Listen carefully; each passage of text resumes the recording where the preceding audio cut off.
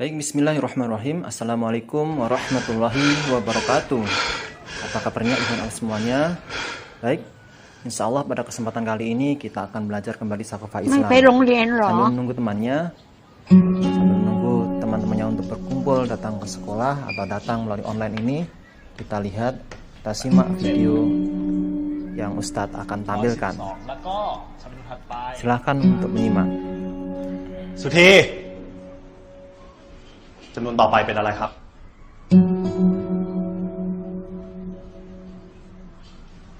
ก็เห็นใจของแกนะ แต่ที่นี่โรงเรียนมันไม่ใช่บ้าน นั่นดิเด็กจะเอาสมาธิที่ไหนไปเรียนนะ เห็นลูกบอกว่าบางทีก็ให้เด็กคอยนั่งเฝ้าด้วยนะ ดูแลแม่ครูให้ เอาแม่มาทุกวันแบบนี้สงสารเด็ก จริงๆหาคนดูแลเป็นเรื่องเป็นราวน่าจะดีกว่าเนี่ยผมกำลังคิดอยู่ว่าผมจะลูกไปเรียนที่อื่น พอดีเรื่องพอดี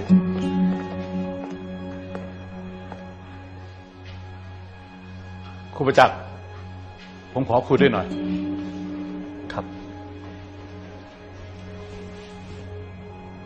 แม่ ครูครับผมกลับก่อนนะครับ ครับ สวัสดีครับ ผู้ปกครองพูดกันมาเยอะผมว่าครูประจักษ์ต้องคิดเรื่องนี้อย่างจริงจังได้ละ ครับ ผมพอจะหาคนดูแลแม่ครูได้นะ ขอบคุณนะครับผอ.แต่แม่ของผมให้คนอื่นดูแลแทนไม่ได้เอาเป็นว่า แม่สักครู่นะครับ แม่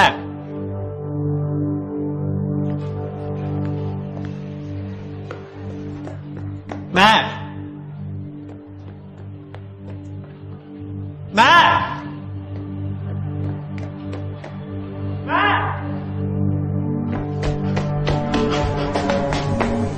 แม่ จะไปไหนเนี่ย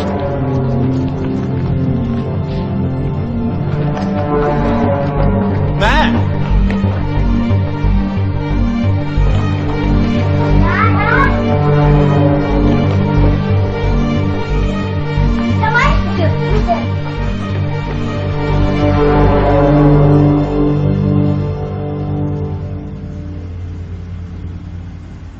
ถ้าผมโต ผมจะขับรถให้แม่นั่ง เป็นอะไร แม่จอด อะไรอะลูก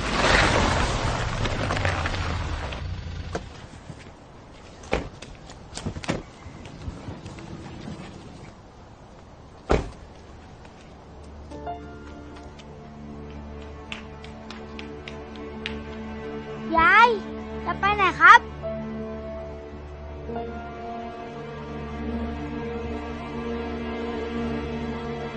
ที่ผมนัดผู้ปกครองมาวันนี้ ก็ได้เรื่องที่หลายท่านร้องเรียนกันมา นั่นคือเรื่องครูประจักษ์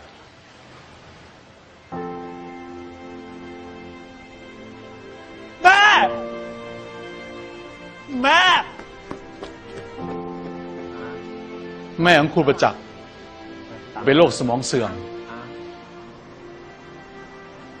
และการที่แกพาแม่มาโรงเรียนด้วย ก็อาจจะสร้างความลำบากใจให้กับหลายๆท่านครูประจักษ์บอกผมว่า แกมีแม่อยู่คนเดียว และแม่แกก็มีแกคนเดียว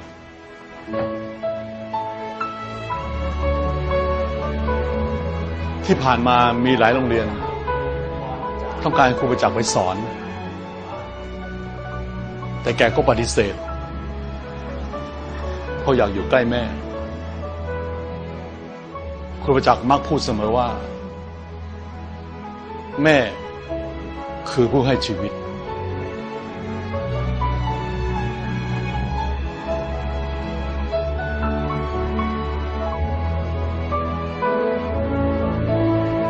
เอาละครับเราทุกคนมีสิทธิ์ที่จะปกป้องคนที่เรารัก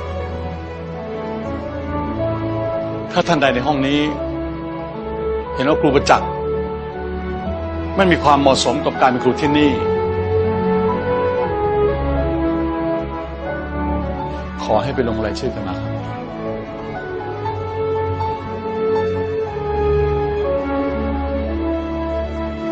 แม่ แม่ แม่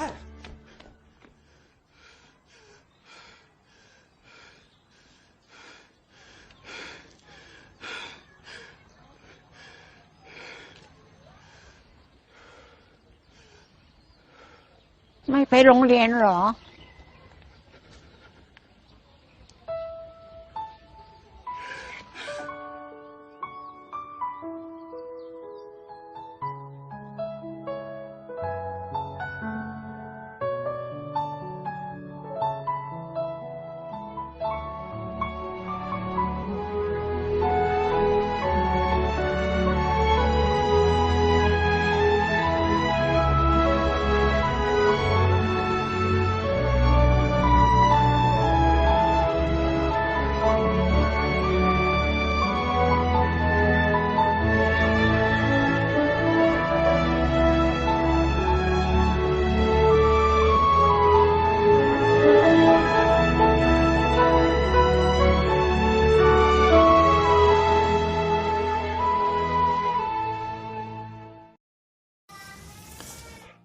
Bismillahirrahmanirrahim. Assalamualaikum warahmatullahi wabarakatuh. Alhamdulillahirrabbilalamin. Pertama-tama, mari kita panjatkan rasa syukur kita kepada Allah SWT karena pada hari ini kita bisa berjumpa kembali dalam keadaan sehat walafiat. Shalawat dan salam semoga selalu tercurah kepada junjungan kita Nabi besar Muhammad Sallallahu Alaihi Wasallam, kepada keluarganya, kepada para sahabatnya, para tabi'in, tabi'ut tabi'in, dan semoga kelak kita mendapatkan syafaat Rasulullah di yaumil qiyamah. Insyaallah, amin. Alhamdulillah, kesempatan yang lalu nih kita sudah belajar tentang kisah Uwais Al-Qarni, seorang anak yang berbakti kepada ibunya sehingga mendapatkan kemuliaan di sisi Allah, yaitu berupa setiap doanya dikabulkan oleh Allah Subhanahu wa taala. Untuk kesempatan kali ini, Ustadz ingin melanjutkan kembali tentang bagaimana pentingnya berbakti kepada orang tua, atau sebaliknya betapa berbahayanya tentang durhaka kepada orang tua, yaitu uququl walidain dalam bahasa Arabnya. Dalam kesempatan hari ini juga Ustadz ingin melanjutkan sebuah kisah kembali tentang seseorang, namun ini sebaliknya dari kalau yang baik, yang berbakti ada Uwais Al-Qarni, kalau ini yang durhaka kepada orang tuanya, yaitu antum tahu, mungkin antum pernah mendengar kisah ini, ya, tentang kisah tentang seorang sosok atau seorang laki-laki yang ia dari Bani Israel.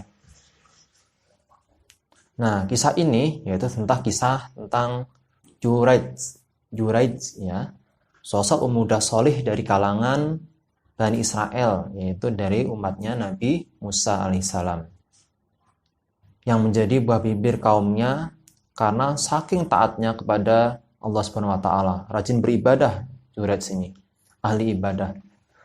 Suatu ketika saat Juraij ini sedang sholat di dalam mihrabnya, di dalam kamarnya, sang ibunda memanggil, "Juraij, di mana engkau? Juraij, kesini," gitu. Kemudian Juraij pun berkata dalam hatinya, dalam ibadahnya, dalam sholatnya, hatinya berbisik, sangat bimbang dia, "Ya Allah, manakah yang harus aku pilih? Apakah sholatku tetap aku lanjutkan atau kau menjawab panggilan ibuku?" Sambil sholat ia berpikir dalam hati, Ia pun akhirnya memilih untuk meneruskan sholatnya. Maka kemudian di suatu hari pun kejadian yang tadi itu berulang kembali. Keesokan harinya Juraij ketika sholat dipanggil ibunya. Juraid, di mana engkau? Sini engkau ya anakku, Juraid.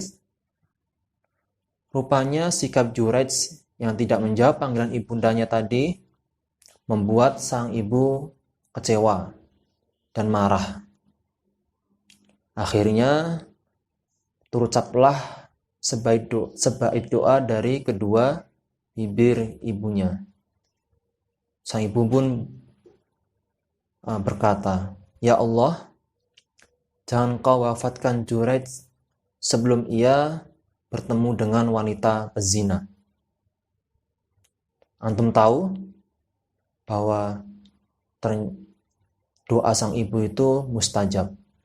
Maka doa sang ibu Juraid tadi ternyata menjadi nyata. Juraid akhirnya kemudian hari dituduh berzina dengan seorang pelacur. Hingga kemudian si wanita tadi melahirkan bayi. Hanya saja kemudian kuasa Allah membuat sang bayi mampu berbicara dan menjelaskan siapa sebenarnya ayah sang bayi. Karena Juraid yang tadi bertemu dengan sang wanita berzina tadi dituduh sudah berzina dengan pelacur tadi. Maka ketika sang bayi pun lahir, kemudian ketika orang-orang pun ingin menghakimi Juraid, ingin menghukum Juraid karena sudah berzina, kemudian Juraid pun berkata, "Sebentar, kita tanya dulu sang bayi ini, siapa ayahnya?" Orang-orang pun berkata, "Mana mungkin bayi bisa berbicara?" Namun karena kehendak Allah, sang bayi pun berkata, "Sesungguhnya ayahku atau bapakku adalah seorang pengembala kambing." Nah, dari situlah akhirnya Juraid pun terbebas dari tuduhan berzina. Nah, penuturan kisah di atas menunjukkan betapa pentingnya memperhatikan orang tua, terutama sang ibu. Perhatikan, hanya karena tidak menjawab panggilan ibundanya saja, sudah demikian besar akibatnya di dunia. Apalagi dengan durhaka kepada orang tua, yang banyak tentunya. Durhaka yang akhirnya dilakukan oleh manusia tanpa sadar dalam kesehariannya yang dilakukan oleh manusia. Dan antum tahu bahwa durhaka kepada orang tua ini adalah akhlak yang tercela di dalam Islam. Bahkan Islam sangat melarangnya. Islam dengan jelas menjelaskan tentang betapa agungnya hak kedua orang tua, terutama ibu. Besaran derajatnya dan luhurnya martabat mereka Allah jelaskan dalam Al-Quran dan As-Sunnah. Kenapa seperti itu? Kenapa Allah meletakkan hormat atau berbakti kepada kedua orang tua nomor 2 setelah berbakti atau setelah beribadah kepada Allah? Karena saking besarnya jasa kedua orang tua kita, saking besarnya pengorbanan mereka, ayah maupun ibu kita. Makanya hukumannya pun sangat berat ketika durhaka kepada orang tua. Sebaliknya, ketika berbakti kepada orang tua, maka pahalanya pun besar. Bahkan surga itu di telapak kaki ibu dalam sebuah hadisnya. Yaitu barang siapa yang mampu membuat orang tuanya, ibundanya ridho dengan kita, maka Allah akan memberikan surga, akan dibukakan pintu surga seluas-luasnya. Itulah pahala dan dosa yang akan kita terima ketika kita berbuat baik ataupun ketika durhaka kepada orang tua kita. Nah, kira-kira nih jenis-jenis durhaka itu apa saja sih? Banyak sekali ternyata. Yang pertama, contoh, membuat keduanya menangis. Menangis dalam artian karena perbuatan atau ucapan buruk kita. Ini yang pertama, membuat orang tua menangis karena perbuatan buruk kita atau ucapan kita. Kemudian yang kedua, menghardik keduanya dengan mengeluarkan kata-kata yang keras dan kasar. Berseru saja tidak boleh, dan berkeluh kesah saat diperintah oleh keduanya, misalkan dimintain tolong, sedangkan itu ada sesuatu yang mubah atau halal, maka kita tidak taat. Maka ini salah satu contoh durhaka kepada orang tua, tidak boleh dilakukan. Bahkan Allah SWT berfirman di dalam Quran Al-Isra nih, ayat 23, saya bacakan. Bismillahirrahmanirrahim. A'udzubillahi minasyaitonirrajim. Bismillahirrahmanirrahim. Wala taqul lahuma uff.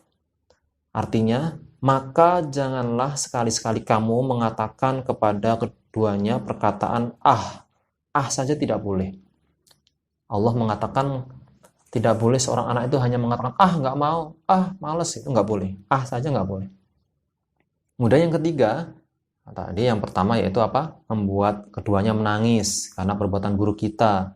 Kemudian menghardik keduanya dengan kata-kata yang kasar atau perbuatan yang kasar. Kemudian yang ketiga nih, bermuka masam, cemberut misalkan, yang membuat orang tua itu sedih gitu, seperti itu. Jadi bermuka masam saja nggak boleh kalau ketemu orang tuanya. Bahkan ketemu saudara muslimnya juga sama, nggak boleh. Apalagi ketemu dengan orang tua. Kemudian yang keempat yaitu selain tadi, yaitu yang keempat yaitu memandang dengan pandangan marah dan merendahkan. Jadi antum ketika memandang orang tua kita dengan pandangan marah, bahkan merendahkan, memalingkan muka, kemudian memotong pembicaraan, ketika orang tuanya bicara dipotong, kemudian mendustai atau berbohong, serta membantah mereka ketika mereka berbicara pun itu termasuk dalam durhaka kepada orang tua. Ini tidak boleh dilarang. Bahkan ketika orang tua itu sudah misalkan menyuruh perbuatan yang buruk, kita tidak boleh berkata kasar, tetap dengan perkataan yang ahsan, di mana ini sudah pernah dikisahkan oleh para sahabat, dicontohkan oleh sahabat Rasulullah. Bagaimana ketika seorang anak diminta untuk murtad, maka sahabat tadi menolak dengan cara yang halus, sehingga akhirnya orang tuanya pun tidak sampai marah besar, karena memang tidak boleh taat kepada selain Allah, kepada manusia dalam hal perbuatan dosa. Namun dalam menolaknya ini yang penting, yaitu dengan cara yang tepat, yaitu dengan cara yang tidak menyakitkan kedua orang tua. Seperti itu ya. Kemudian yang kelima, kemudian malas atau tidak membantu pekerjaan rumah orang tua. Misalkan mencuci, menyapu, malas-malasan padahal kita mampu. Kita mampu, namun kita tidak mau membantu atau meringankan pekerjaan orang tua. Tidak mau mencuci baju, padahal kita bisa, misalkan. Tidak mau mencuci piringnya sendiri. Ini salah satu perbuatan yang tidak boleh. Namun sebaliknya, ketika itu dilaksanakan, itu perbuatan yang berbakti kepada orang tua. Jadi 5 tadi ada sesuatu yang tidak boleh. Masih banyak perbuatan yang lain. Nanti antum bisa membaca sendiri di makalah yang Ustadz akan berikan kepada antum. Namun dalam penjelasan kali ini hanya cukup 5 tadi. Yang pertama apa tadi ya? Tidak boleh membuat orang tua kita menangis karena perbuatan buruk. Kemudian menghardik keduanya dengan kata yang kasar, dengan kata misalnya. Kemudian berwajah masam. Selanjutnya yang keempat, memandang dengan pandangan marah dan merendahkan. Dan yang terakhir, tidak membantu pekerjaan rumah orang tua kita, ibu kita.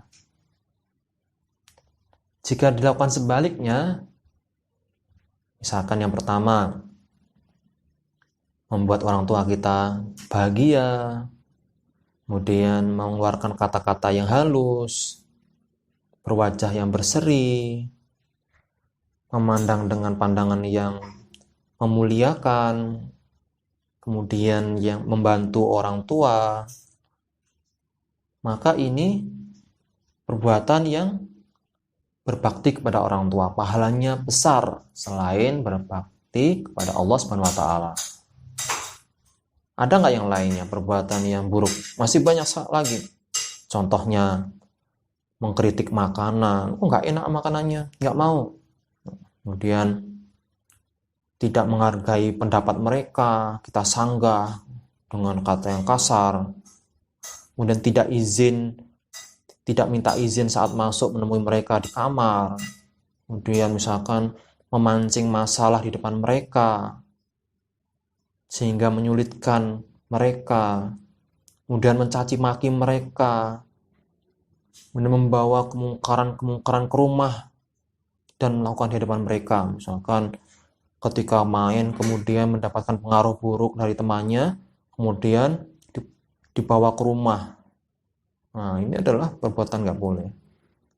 Kemudian membebani mereka dengan segunung permintaan. Menuntut orang tua berlebihan sehingga menyusahkan orang tua. Ini juga tidak boleh. Kemudian meninggalkan mereka di saat mereka membutuhkan pertolongan kita. Bahkan kemudian sampai memukul, ini sangat tidak boleh sekali. Atau mungkin yang lebih parah lagi, mengharapkan orang tuanya agar segera meninggal. Ini sangat sesuatu yang Allah haramkan. Maka perbuatan yang tadi itu tidak boleh dilakukan oleh seorang muslim. Bagaimana cara menghindarinya?